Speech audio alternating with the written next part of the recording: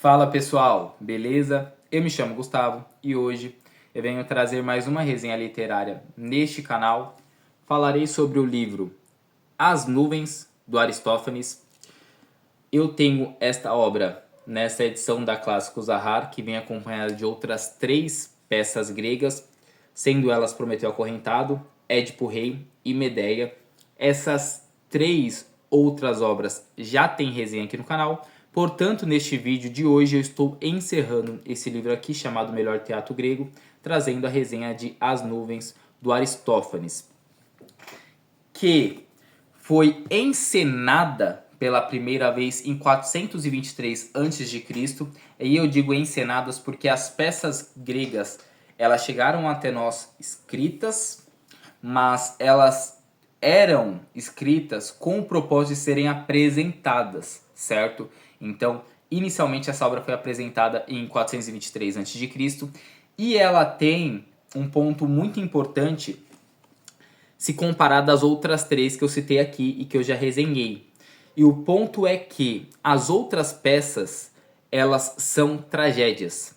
Então, do começo ao fim delas, nós vamos percebendo que tem um clima mais melancólico, um clima quase... é um fiasco, realmente, as outras peças. Bem trágicas, mexe muito com a gente, são extremamente intensas, são muito agradáveis de ler, embora sejam histórias tristes. Mas aqui em As Nuvens nós temos também uma história triste, mas ela não é necessariamente uma tragédia. Ela tem um desfecho triste também, mas o que nós vamos ter aqui é muito mais uma comédia, é muito mais uma sátira e até de certa forma uma crítica a vários aspectos da sociedade grega da época, beleza? Dentro deste livro aqui, As Nuvens se encontra da página 275 até a página 388, portanto um pouco mais de 100 páginas. E aí está incluso, além do conteúdo da obra, algum material de apoio que inclusive é muito interessante porque através deles nós conseguimos conhecer um pouco mais sobre a vida do Aristófanes, que aliás se sabe pouco sobre ele, mas através do material de apoio nós conseguimos ter algumas informações que são extremamente válidas, tais quais, como por exemplo, a duração de sua vida. Então, ele nasceu em 450 a.C. e viveu até 385, quando ele faleceu em Atenas. Ele compôs aproximadamente 40 peças, das quais chegaram até os nossos dias aproximadamente 11, certo? Então, aliás, aproximadamente não, chegaram 11 peças até nós. E uma coisa muito interessante quando nós pensamos nas 11 peças que resistiram ao tempo do Aristófanes é que elas se diluem na carreira dele. Ou seja, nós não temos 11 peças concentradas no fim da carreira, nós não temos 11 peças concentradas no começo ou no meio, não. Elas são diluídas, então tem um pouco do começo, um pouco do meio, um pouco do final. Isso faz com que, caso queiramos analisar o Aristófanes, nós conseguimos observar como foi a trajetória dele, nós conseguimos observar as mudanças nas pautas dele, a evolução na escrita, na composição dele também.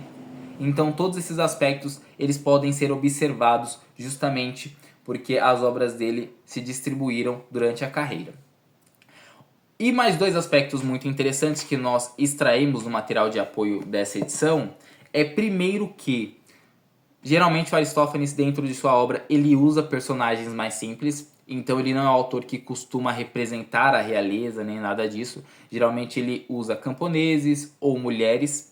Nessa obra, por exemplo, ele usa um homem comum que vai se endividar, então é também uma pessoa mais simples. Só para trazer aqui um adendo, tá? Quando eu falo mulheres, não que mulheres sejam mais simples do que homens, mas na época elas eram menos apresentadas do que os homens, certo? E um outro aspecto muito interessante, muito presente nas obras do Aristófanes, é o fato de que ele gostava de fazer críticas através delas. Então, por exemplo, ele criticava a religião, ele criticava a política, ele criticava a intelectualidade, ele criticava muitas coisas que serão, inclusive, presentes nessa obra. Aqui nós temos, por exemplo, a religião sendo criticada. E isso nós podemos observar até mesmo no título, As Nuvens. O que são as nuvens?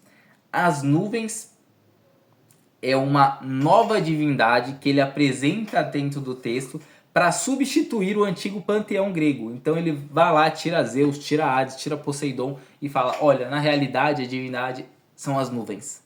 E ele faz isso, é claro, como eu disse, de uma forma cômica. O livro é uma comédia, mas ele traz essas críticas dentro da sua obra, certo? É uma obra, como eu disse, bem diferente, mas ao mesmo tempo bem gostosa, tá? Só para vocês verem a diagramação, que eu vou mostrar para vocês, certo? Como vocês podem ver, uma diagramação extremamente confortável, certo? E que segue o mesmo padrão das outras obras. Então o texto ele é escrito através de diálogos, justamente para na hora de encenar os atores irem ali dialogando, conversando e debatendo as pautas do texto, certo? Então vamos lá. O que afinal de contas nós temos na obra As Nuvens? Nós vamos ter um protagonista chamado Estrepizíades. E esse Estrepizíades, ele era um cara simples, tranquilo, humilde, mas em determinado momento ele acaba se casando com uma mulher que vinha de uma criação completamente diferente. Era uma mulher que já tinha condições financeiras superiores, certo? E para piorar, eles têm um filho chamado Fidipides. E esse Fidipides, ele cresce e ele se torna uma pessoa apaixonada por cavalos. E cavalos eram caros. Mas o Fidipides, ele era apaixonado.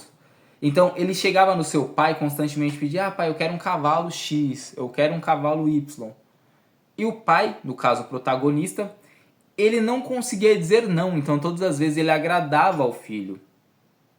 E o que aconteceu no final das contas nessa trajetória? Aconteceu que o dinheiro é limitado, então ele não conseguia mais pagar, ele começou a pegar empréstimos e começou a dever. E aí nós somos inseridos na obra justamente com o Estrepizíades querendo sanar essas dívidas, querendo resolver o seu problema financeiro.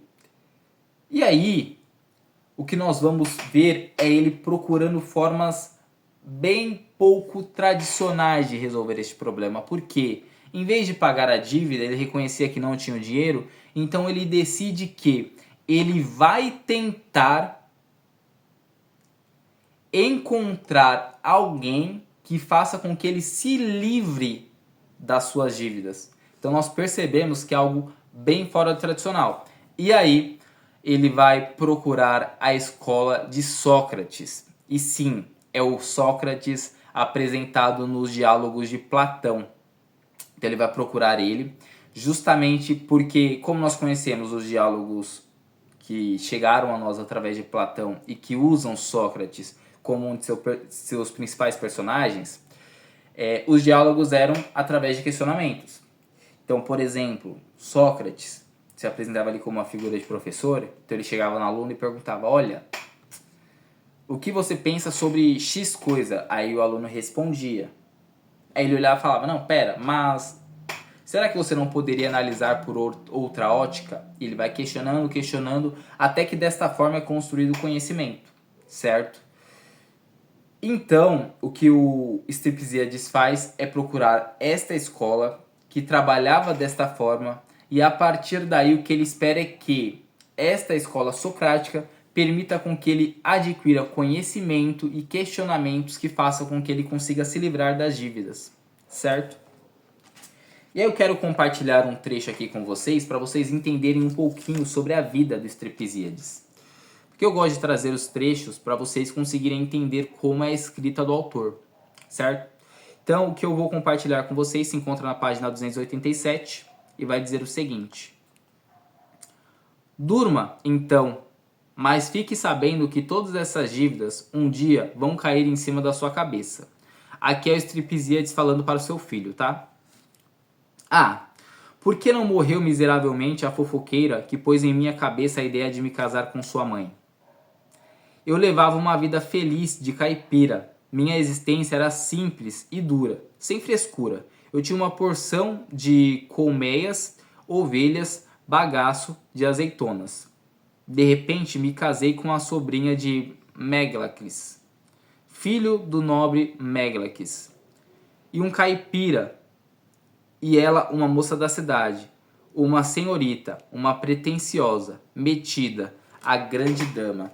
Então, isso mudou completamente o caminho do Stripesíades, como eu havia dito anteriormente. E a partir daqui, ele vai começar a contrair essas dívidas e por isso ele vai ter que ir até a escola socrática. E aí um ponto interessante é que quando ele chega nessa escola para tentar resolver os seus problemas, ele era um cara tão caipira, um cara tão atrasado, e quando eu digo isso são nos termos da época, tá pessoal? Não tô dizendo que caipira é atrasado nem nada, mas ele era um cara que realmente ele não tinha muito conhecimento, ele não tinha muita estrutura, muita informação, e tinha até alguma dificuldade para elaborar alguns raciocínios simples. Então, no primeiro momento, ele é recusado, ele nem pode entrar na escola. E aí, por isso, ele vai tentar convencer o seu filho a fazer isso por ele, tenta fazer com que seu filho entre, mas seu filho também se nega, ele não está interessado em fazer isso. E aí, após a história se desenrolando, em determinado momento, ele consegue. E aí, ao entrar nesta escola socrática, ele vai aprender dois tipos de pensamento, ou de argumentação, se vocês preferirem chamar assim. O argumento justo e o argumento injusto, que basicamente seria o argumento tradicional e um argumento revolucionário, vamos colocar dessa forma. Então o justo seria um argumento correto, tem que ser assim, vamos conversar, vamos resolver dessa forma, enquanto o argumento injusto, ele fugia completamente disso, trazia coisas bem diferentes. E aí é até engraçado porque no meio da obra nós temos esses dois argumentos debatendo em si. Então tem o argumento justo conversando com o argumento injusto, um tentando vencer o outro num debate para convencer o Stripesíades a escolhê-lo. E aí nós vemos que eles de fato se afloram, eles ficam realmente intempestíveis ali um com o outro, eles ficam bravos, eles ficam revoltados. Então é um debate bem intenso e bem interessante. E aí, no final das contas, o que o Stripesíades vai escolher é o injusto. Ele se seduz mais por ele. E aí, o argumento injusto ensinará o protagonista a convencer os seus credores de que ele não precisa pagar as dívidas. E aí, lembrem-se, este livro é uma comédia. Então, eu já adianto que os argumentos apresentados aqui são simplesmente absurdos. Então, por exemplo, era mais ou menos assim. Em algum dos casos, tá? Isso varia bastante. O Stripesíades chegaria posteriormente ao seu credor e diria: olha, eu estou te devendo, mas eu preciso que você responda uma pergunta. Se você não conseguir responder, eu não vou lhe pagar porque você não é uma pessoa inteligente e não é digno de receber meu dinheiro. Era mais ou menos assim, tá? E aí ele chegava e falava: o que é isto aqui? Aí a pessoa olharia e diria: é um lápis. Aí ele diria: não, isto aqui é um grafite coberto por, sei lá, um MDF, uma madeira, algo assim. E aí é claro que a resposta lápis não é uma resposta errada, é uma resposta correta. Mas ele vai ludibriar os argumentos para que ele consiga provar a ignorância do seu credor e desta forma ele se coloque como superior a ele, portanto não precisa pagar a dívida. Então nós vemos que realmente é algo bem extremo e bem estranho, mas isso não é ruim, tá? Isso é algo que nitidamente é feito para ser engraçado, para ser cômico, e ele consegue alcançar o objetivo proposto, certo? Só que nós vamos ver que ele vai conseguir convencer os seus credores a partir desse argumento. É claro que convence de uma forma que eles não acham bom, tá? Então os credores eles saem revoltadíssimos. E aí então está tudo resolvido, está tudo certo, correto? Não. E aqui tem o desfecho principal da obra, que é o seguinte: como eu disse, ele aprendeu o argumento injusto. Só que o argumento injusto, além de convencer ele a se livrar de dívidas, ele questiona várias questões. Como, por exemplo, eu citei as nuvens. Ele critica as religiões, então as divindades tradicionais ele critica. Inclusive, na mesma questão, O argumento utilizado, por exemplo, para tirar Zeus do topo do panteão grego é o seguinte: Zeus, ele cometeu adultério durante sua vida várias vezes. Então Zeus não é digno de ser a divindade principal. Então vamos tirar Zeus do topo e vamos colocar as nuvens. É esse o argumento para tirar Zeus, por exemplo. Tudo isso construído de uma forma bem mais elaborada, tá? Dentro da obra. Então nós vemos que de fato existem pontos bem relevantes que precisam ser considerados ao lermos esta obra. Então a religião, que é algo fundamental, ela é questionada. A hierarquia familiar é questionada. E esse é um ponto muito importante, porque isso vai resultar em uma atitude bem pesada do filho contra o pai.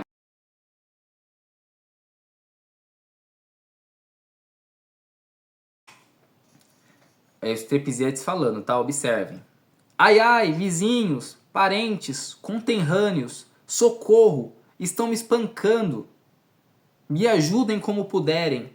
Quanta infelicidade minha, meu queixo, minha cabeça, dirigindo-se a Fidipides. Você está dando porradas em seu pai, filho degenerado. Estou, meu pai. Vocês estão ouvindo, ele confessa que está me espancando. Perfeitamente. Desalmado, parecida, destruidor de muralhas. Só uma observação aqui, eu dei bastante risada, tá? Eu achei engraçado os xingamentos. Repita esse elogio e outros. Você sabe que tenho prazer em ouvir todos esses insultos? Aí o pai diz ao filho: traseiro completamente sem pregas. Aí o Fidipides: espalhe generosamente suas rosas. Você dando porradas em seu pai? Eu vou provar que tenho razões para espancar você. Maior dos tarados, como alguém pode ter razão para espancar o próprio pai? Vou demonstrar isso e você ficará convencido. De que você vai me convencer? De tudo e facilmente. Escolha entre os dois raciocínios o que você quer que eu use. Que dois raciocínios? O justo e o injusto, velho gaga. Então, eu obriguei meu filho a aprender a contradizer a justiça para ele me convencer de que é justo e bonito que os filhos batam no pai? E eu vou parar aqui, eu não vou adiante, mas ele vai convencer, inclusive a lógica apresentada para convencer, e aqui está o spoiler, tá? Porque aqui está a magia da obra, é que lembra que o Zeus, ele perdeu a sua hegemonia nesse texto justamente por ele ter cometido um erro. Da mesma forma, em determinado momento, o pai do Fidipides, no caso o protagonista que é o Estrepisides, ele vai cometer um erro contra o próprio filho. E aí, por cometer esse erro, o filho se sente no direito de cobrar do pai. Certo, mas por que então bater no pai? Porque há toda uma manipulação, né, dos costumes, né, a partir desse novo argumento. E dentre eles se ignora a hierarquia, certo? Então o fato de ser pai e ser filho é pouco importante. Mas o Fidipides, ele olha lá para trás na sua infância. E ele olha para o pai dele e diz: "Oh, você se lembra quando era novo? Quando eu cometi um erro, o que você fazia?" Aí, eu lhe batia. Então é exatamente isso que eu estou fazendo. Quando eu era novo, eu errava, você me batia. Agora, você está errando, eu estou lhe batendo para lhe ensinar. Então, por isso é justo bater no meu próprio pai. E este é o argumento que ele utiliza. Então, por isso que eu quis adiantar que é um spoiler, certo? Mas nós vemos aqui a mudança completa, né, do desfecho da história, que era até então uma comédia, era algo absurdo, de repente nós chegamos nesse ponto alto de mudança, certo? Então, é isso. Esta foi a obra. Gostei bastante, como eu disse, é uma obra bem diferente das outras três. Não é uma tragédia, é muito mais uma comédia, com um desfecho um pouco pesado, mas a obra em si ela é mais cômica do que qualquer outra coisa. E mesmo o desfecho pesado não se compara ao desfecho de nenhuma das outras 3 obras, tá? As outras têm um desfecho bem mais cruel. Mas eu gostei também, gostei das 4 obras. Recomendo a leitura para vocês, inclusive recomendo essa edição aqui, ela é muito boa, ela é bonita, ela tem um ótimo material de apoio que ajuda muito, ela é confortável de ser lida, então deixo a recomendação. Peço a vocês que vocês deixem nos comentários peças gregas que vocês recomendam que eu leia, então deixem aqui, inclusive preciso adquirir algumas, então deixem aí para que eu possa pesquisar sobre elas e filtrar as que eu acho mais pertinente ler neste momento. Deixem um like também para ajudar no conteúdo. Eu espero que vocês tenham gostado. Se inscrevam no canal se não são inscritos. E é isso, pessoal. Vou deixar aqui também o Instagram, caso vocês queiram ter um contato mais próximo comigo. Podem utilizar ele para mandar mensagens, coisas desse tipo. E é isso. Um abração e até a próxima.